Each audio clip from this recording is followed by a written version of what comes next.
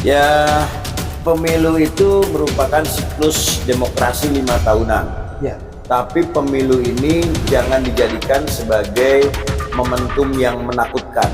Tapi sebaliknya, pemilu ini seperti yang disampaikan oleh Pak Presiden kita, Pak Jokowi, jadikanlah pemilu ini sebagai suatu kegembiraan. Kita bergembira, walaupun betul bahwa setiap kompetisi ada sebuah persaingan, tapi persaingan itu jadikan persaingan yang sehat.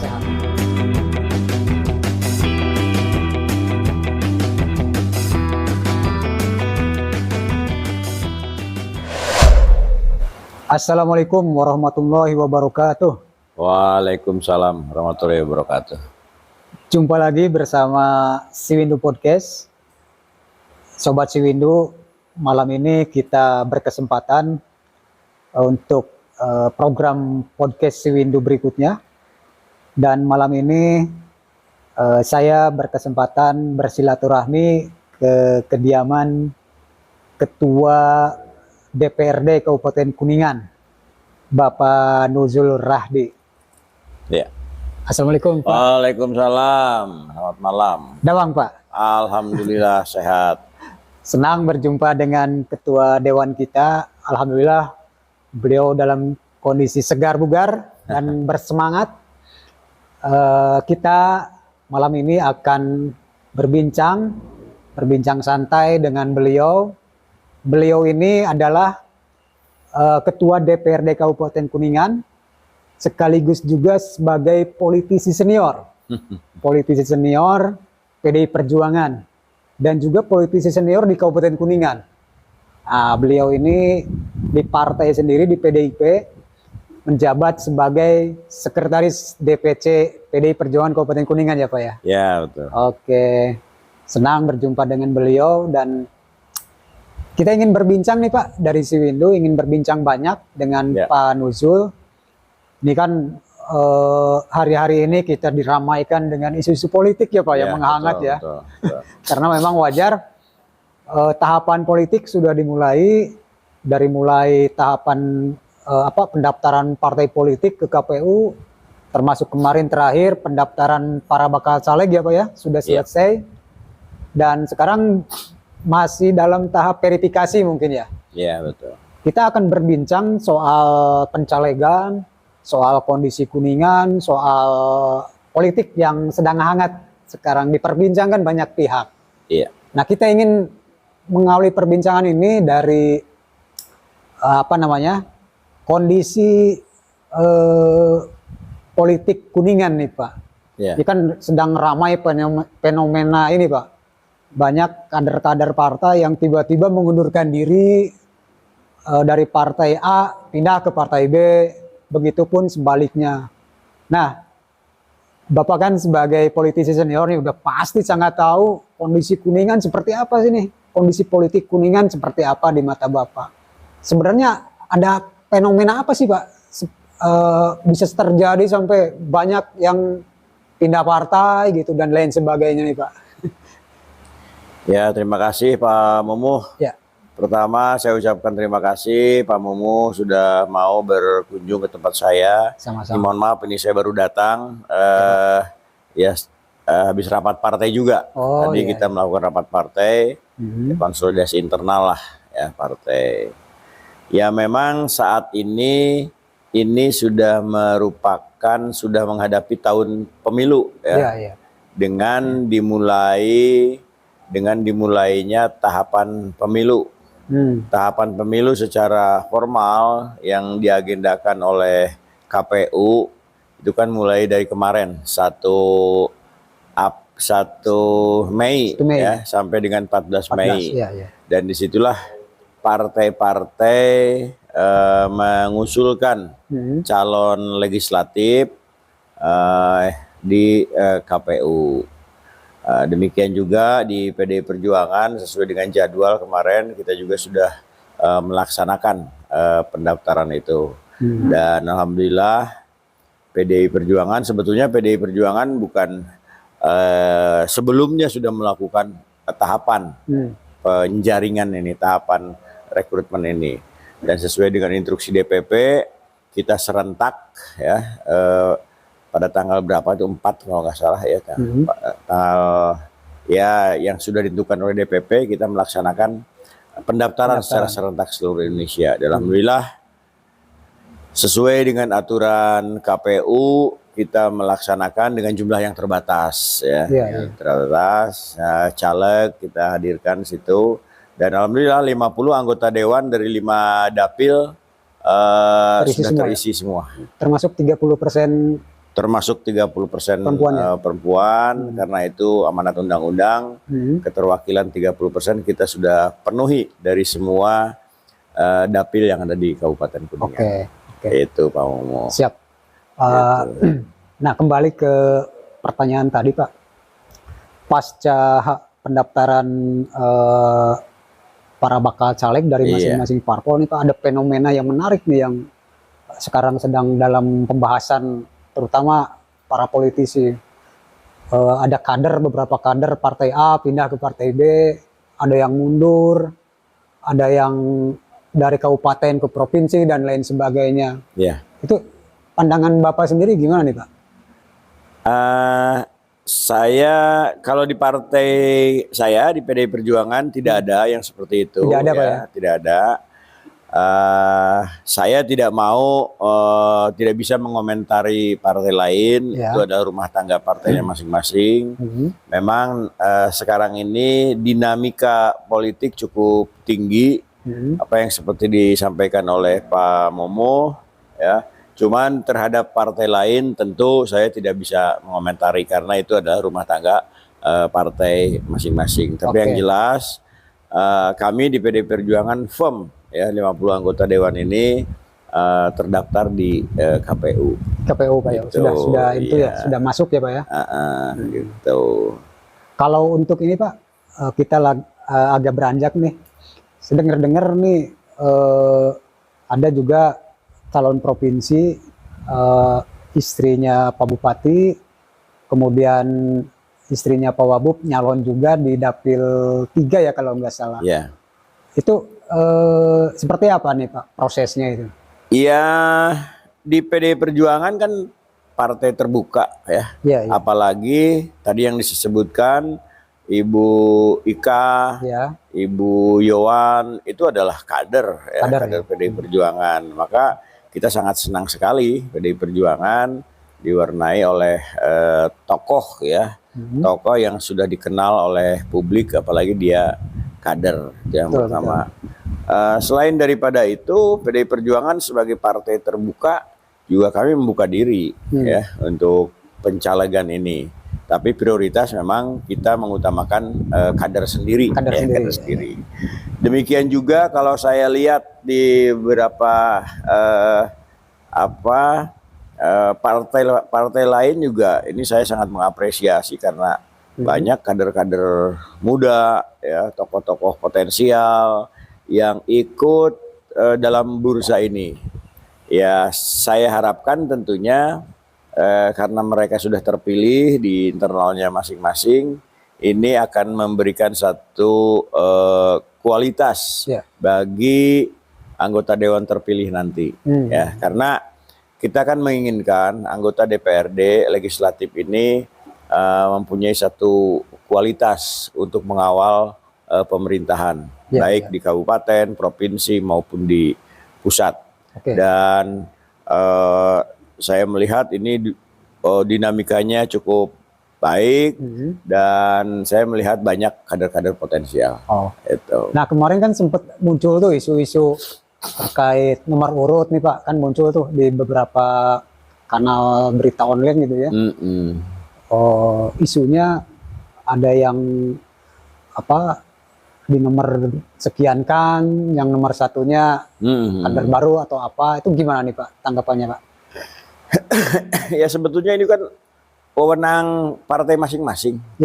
Kewenangan partai masing-masing untuk melakukan atau mengusulkan urutan. Di PDI Perjuangan ya, sekali lagi saya tidak mau berkomentar partai lain, tapi di PDI Perjuangan untuk rekrutmen calon anggota dewan sampai dengan nomor urut itu ada tahapannya, Ya. dan tahapan ini panjang, tahapan ini panjang. Proses ya. Ada proses ya.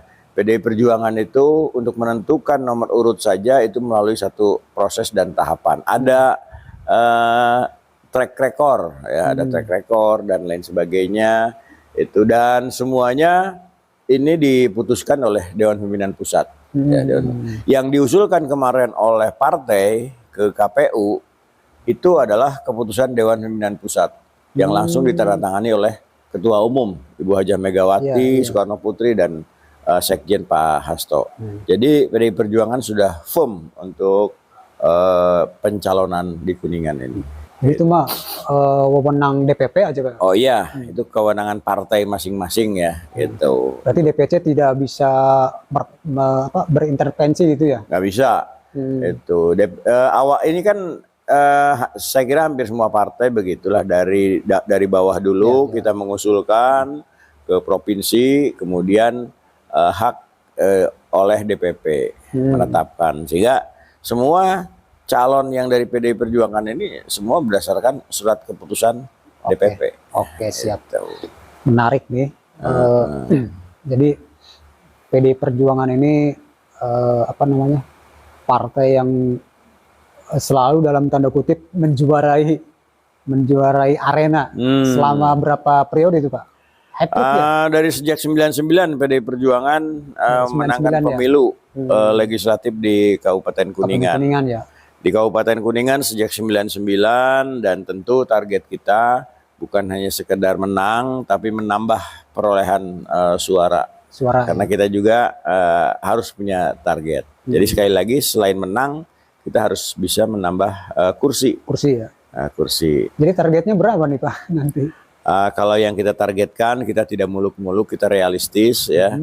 Target kita hanya 13. 13? Iya. Enggak 14 Pak, kembali ke yang 2014. Kita kan menentukan target itu harus dihitung betul. Ya. Jadi semua memang berangan-angan ya, berangan-angan menaikkan target setinggi-tingginya. Tapi untuk PDI Perjuangan kita menghitung angka realistis. Dapil mana yang bisa kita naikkan. Oke. Gitu. Kalau boleh tahu Pak, 13 ini bisa disebutkan nggak target Dapil 1 berapa, Dapil 2 berapa, dan yang lainnya? Kalau kursi kita mentargetkan di Dapil 1, Dapil 3, Dapil 4, Dapil 5 ya, gitu. Jadi yang kita lihat bukan kalau kenaikan kursinya mudah ya, misalnya dari 1 hanya 2, oh cuma naik 1 kursi. Dari 2 ke 3, oh cuma naikkan 1 kursi. Iya.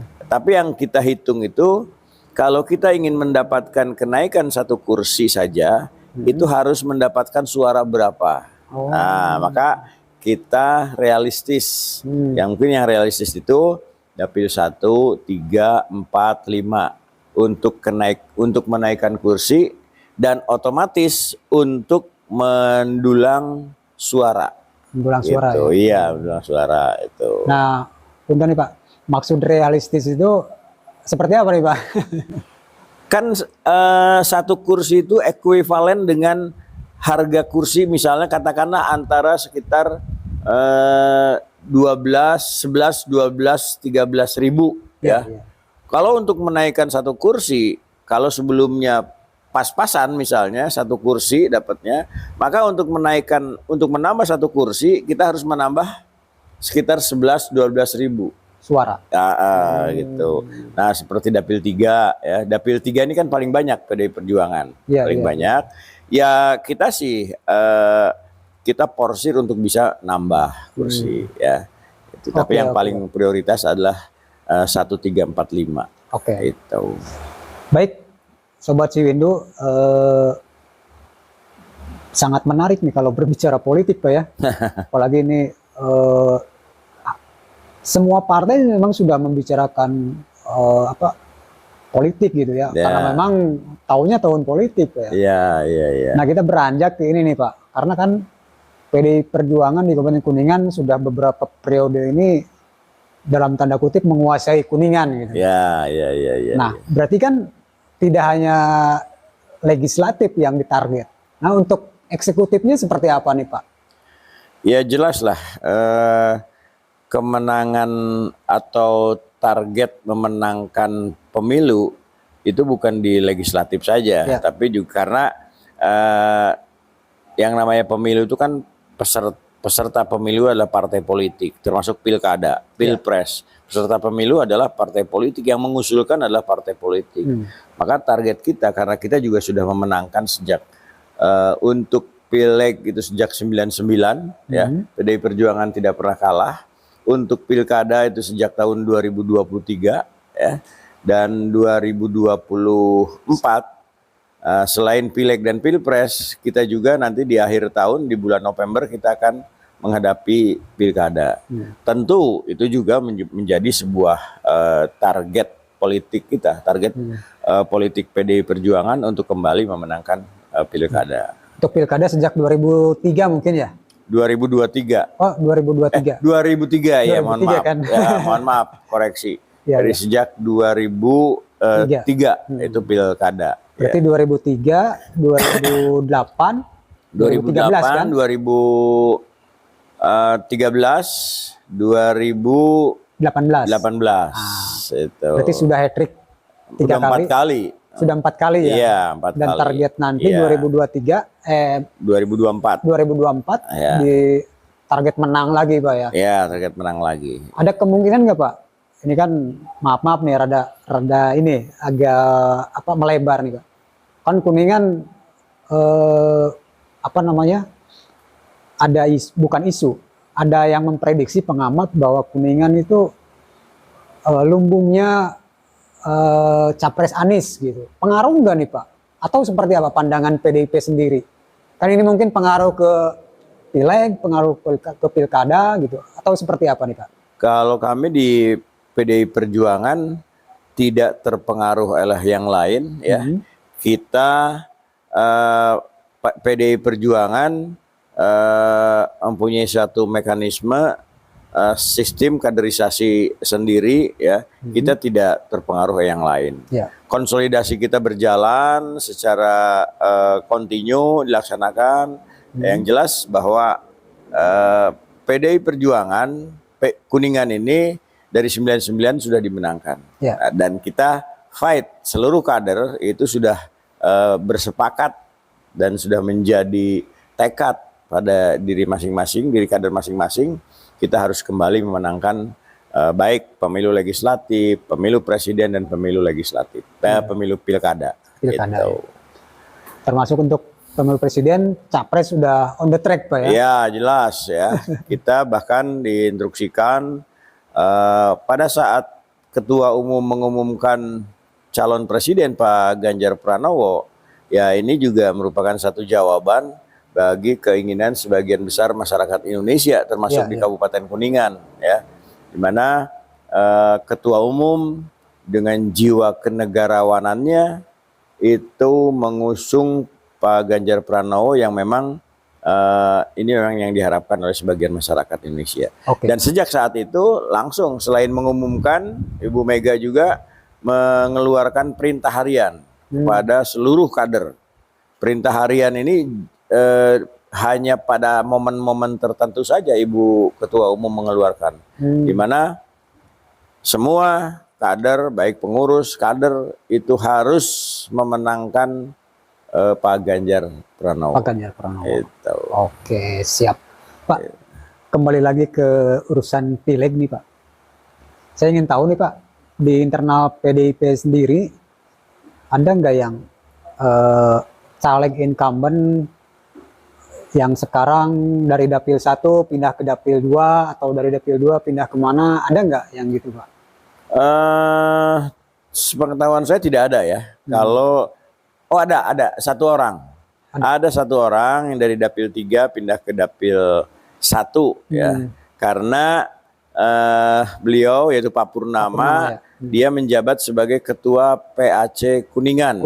Karena berdomisilinya di Kuningan ya. Dia menjadi Ketua PAC pengurus anak cabang Kecamatan Kuningan. Sehingga sekaligus dia sendiri saat ini pindah dapil sesuai dengan domisili jabatan dia sebagai struktur partai di PAC. Oke. Ya. Terus ini Pak, caleg incumbent ini yang 9 orang ini nyalek lagi berarti Pak ya? Semua? Incumbent semua nyalek. 9 ini ya? Ya, semua nyalek.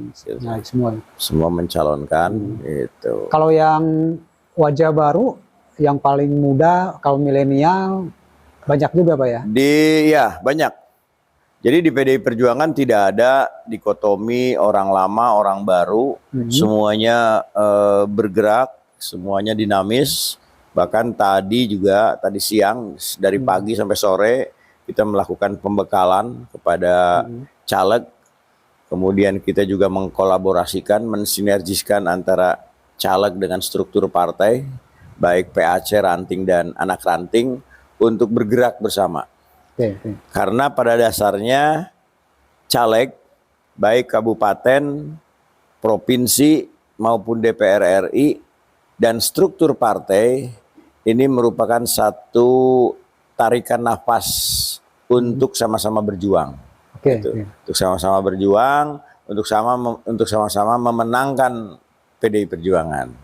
Itu yang kita tadi dilakukan agar sinergitas caleg kabupaten dengan caleg provinsi, caleg kabupaten provinsi dengan DPR RI, caleg-caleg dengan struktur partai itu bisa berjalan beriringan, bisa menarik simpati masyarakat.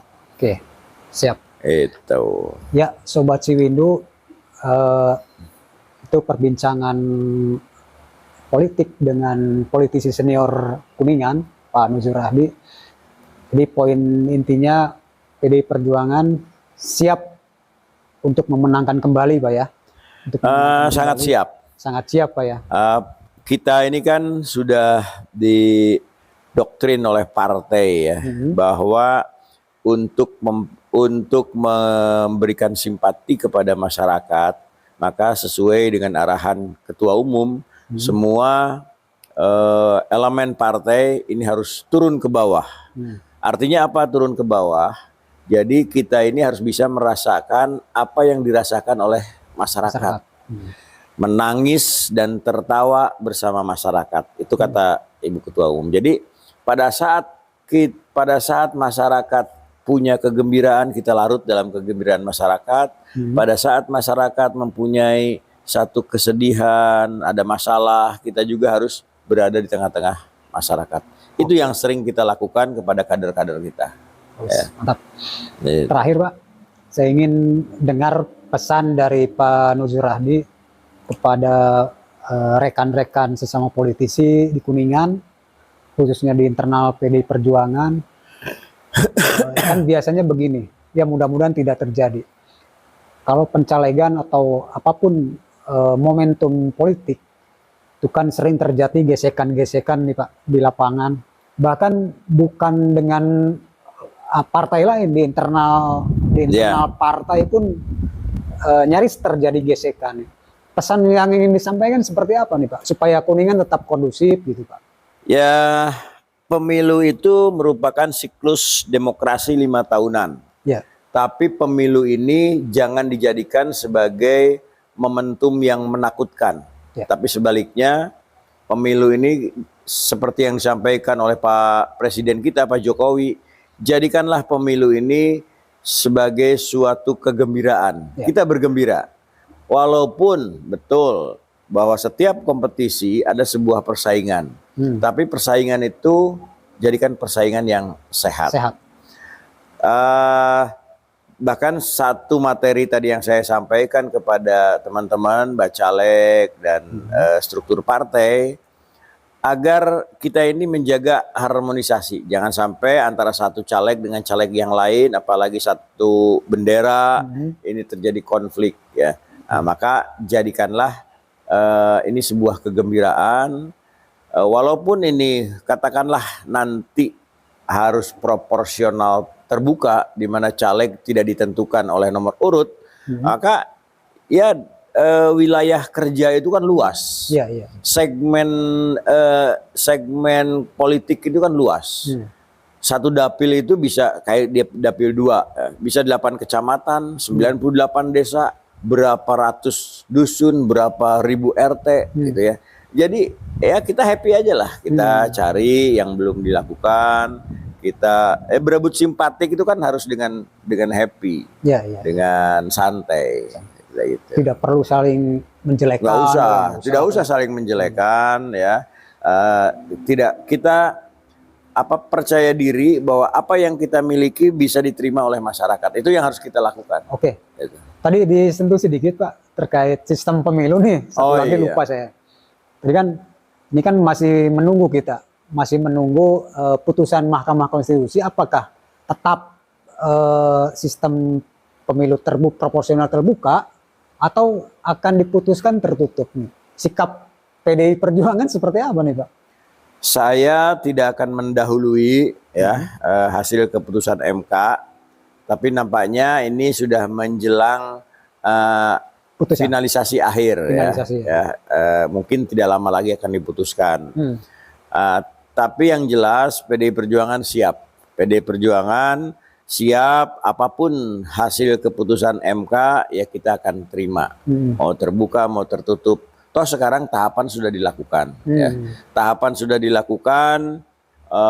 Pencantuman nomor urut juga sudah ditentukan walaupun masih DCS ya, daftar calon sementara. Tapi apapun keputusan MK tentu harus kita hormati karena MK adalah lembaga yang diberi mandat oleh undang-undang untuk untuk menguji peraturan yang akan dilakukan. Jadi itu. Kan gini, ada beberapa bakal caleg yang mengatakan kayaknya kebingungan ini. Dia banyak yang menunggu ini akan terbuka atau tertutup. Ketika tertutup sepertinya ketakutan gitu, terutama para bakal caleg yang baru gitu Pak.